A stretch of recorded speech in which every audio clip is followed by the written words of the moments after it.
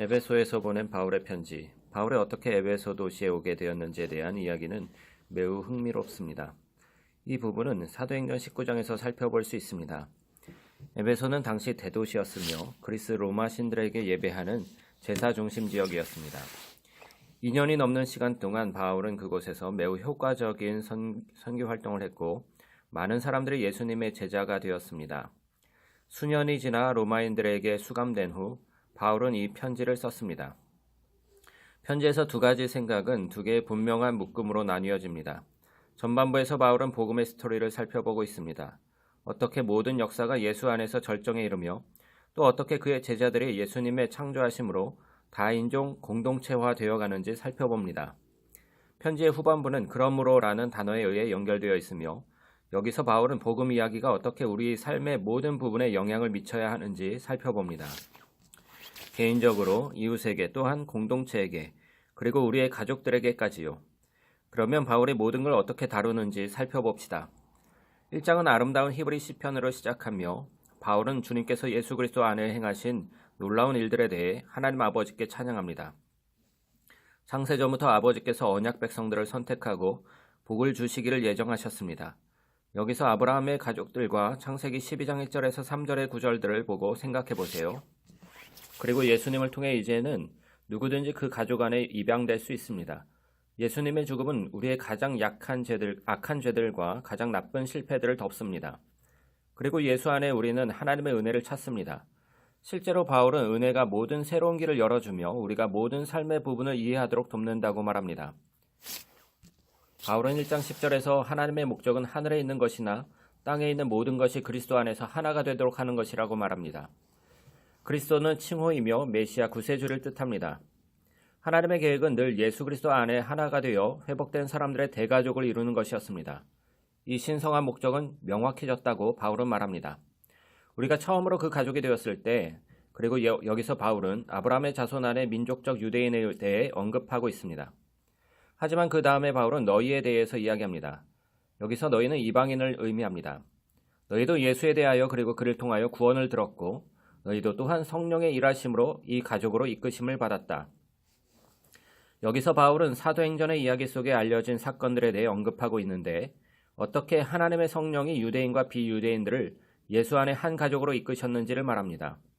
이는 하나님께서 아브라함에게 오래전에 약속하신 것과 바로 일치합니다.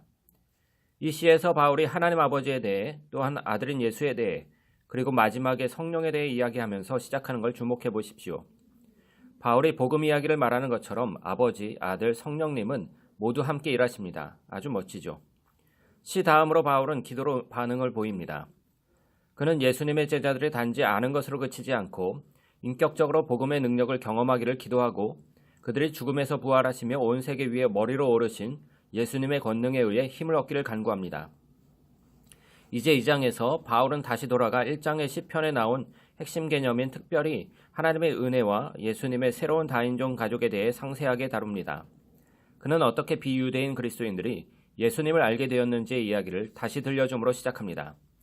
예수님에 대해 듣기 전에 그들은 육체적으로는 살았으나 영적으로는 죽은 상태였습니다. 그들은 이기적이며 목적 없는 삶과 죄로 갇혀 있었고 또한 그들은 악의 어두운 영적인 권세에 의해 속았습니다. 그러나 놀랍게도 하나님께서 그의 위대한 사랑과 자비로 그들을 구원하셨습니다. 하나님은 그들의 모든 죄를 용서하셨고 예수님의 부활하신 영원한 삶에 그들을 초청했으며 또한 그들에게 영원한 생명을 돌려주셨습니다. 이제 예수를 통해 새 사람으로 지어진 그들은 새로운 부르심과 목적 그리고 하나님께서 그들에게 보내신 임무들을 발견하는 기쁨을 얻었습니다. 하나님의 은혜를 맛볼 뿐 아니라 그들은 또한 새로운 가족으로 초대받았습니다. 예수님에 대해 듣기 전 비유대인들은 하나님으로부터 떨어진 사람들은 아니었으나 주의 언약 백성과 아브라함의 자손에서 멀어진 사람들이었습니다. 그리고 아주 현실적인 이유로 시내산에서의 율법들은 그 가족들 주위에 경계선처럼 형성되었습니다. 그것은 마치 막힌 담 같았으며 대부분의 비유대인들을 멀리하게 했습니다. 그러나 예수 안에서 토라의 율법들은 모두 다 성취되었고 막힌 담은 허물어졌습니다. 바울에 따르면 두 민족 그룹이 화평하게 되어 함께 사는 한 세 사람이 됩니다. 바울은 3장으로 넘어가며 비유대인들에게 이 복된 소식을 전해야 하는 특별한 역할에 놀랍니다. 그가 감옥에 있을지라도 그는 하나님께 언약 백성들이 자라나는 것을 보게 될 이러한 기회를 주신 것에 감사하고 있습니다. 그렇게 바울은 편지의 전반부를 또 다른 기도로 마무리합니다. 이번에 그는 예수님의 제자들이 하나님의 성령으로 말미암아 그의 백성들을 위한 그리스도의 사랑을 붙잡고 이해하며 강건케 되기를 기도합니다. 편지의 후반부에서 바울은 기여를 바꾸듯이 시작하며 독자들이 복음 이야기에 자신의 삶의 이야기로 어떻게 살아갈 것인지 반응하길 도전합니다. 그래서 바울은 4장에서 교회의 매일의 일상을 다루기 시작합니다. 교회는 아주 많은 다양한 종류의 사람들로 이루어진 대가족입니다. 그러나 그는 이번 장에서 그들은 하나이며 하나가 중심 키워드임을 강조합니다. 그들은 한 성령에 의해 하나 된 몸입니다. 그들은 한 믿음으로 한 주님을 가지고 한 세례를 받았으며 한 분이신 하나님을 믿습니다. 꽤 많은 하나가 있죠. 그러나 바울은 하나가 똑같은 획일성을 뜻하지 않는다고 말합니다. 그리고 그는 아주 많은 다양한 종류의 사람들이 어떻게 예수님의 세 가족으로 구성되는지 살펴봅니다.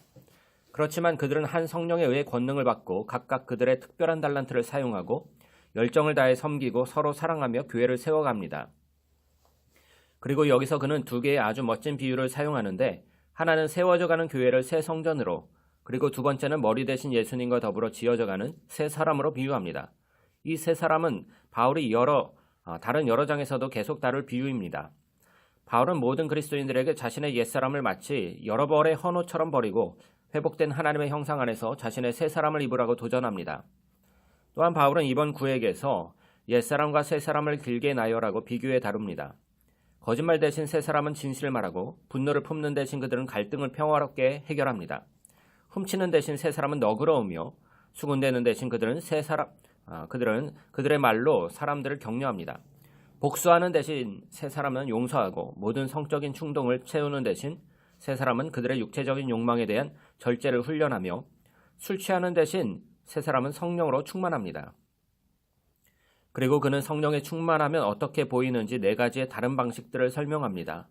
처음 두 가지 방식은 노래하는 것인데 함께 찬양하는 것과 홀로 찬송하는 것입니다.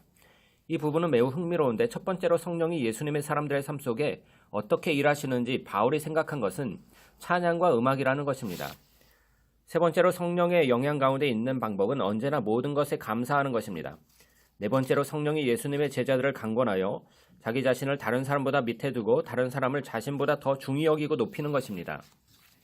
그리고 바울은 실제적으로 그리스도인들의 결혼 생활이 어떻게 이루어지는지 보여주므로 네 번째 요점을 확장합니다. 당신은 예수님을 따르는 아내가 있습니다. 그녀는 남편을 존경하고 그녀를 위해 책임지는 남편이 될 수 있게 순종하도록 요청받습니다. 또한 남편은 그의 아내를 사랑하고 자신의 책임감을 다해 그의 이기적인 일들을 내려놓고 자신보다 아내의 행복을 영순위에 놓아야 합니다. 바울은 이러한 결혼 생활이 복음 스토리를 다시 재현하는 것이라고 말합니다. 남편의 행동들은 예수님의 사랑 그리고 자기 희생을 하신 예수님을 따라하며 아내의 행동들은 예수님께 순종하고 그녀를 사랑하도록 자신을 새롭게 하는 교회를 따라합니다. 바울은 같은 개념을 아이들과 부모에게 적용하고 또한 노예와 주인에게 적용합니다. 그는 영적인 악의 실체에 대해 그리스도인들을 일깨우며 편지를 마무리합니다. 영적인 존재들은 그들의 새 사람과 타협하고 예수님의 사람들인 하나를 약화하기 위한 시도를 강요할 것입니다. 그래서 바울은 그들에게 굳게 서고 비유적으로 전신갑주 세트를 입으라고 도전합니다. 그는 전신갑주를 상세하게 묘사합니다. 바울은 전신갑주의 모든 부분들을 이사야서에서 그려내어 어떻게 이사야가 메시아 왕을 묘사했는지 이야기합니다. 이제 메시아의 제자로서 우리는 예수님의 몸으로 이루어져 있기 때문에 메시아의 속성을 우리 자신의 것으로 만들어야 합니다. 실제적으로 바울은 그리스도인들의 이러한 습관들을 형성하길 의도했다고 보여집니다. 선점적으로 기도하며 또한 성경과 우리의 관계가 서로 함께 예수님의 제자로서 성장하고 성숙하도록 돕습니다. 이것이 에베소서 전체의 내용입니다.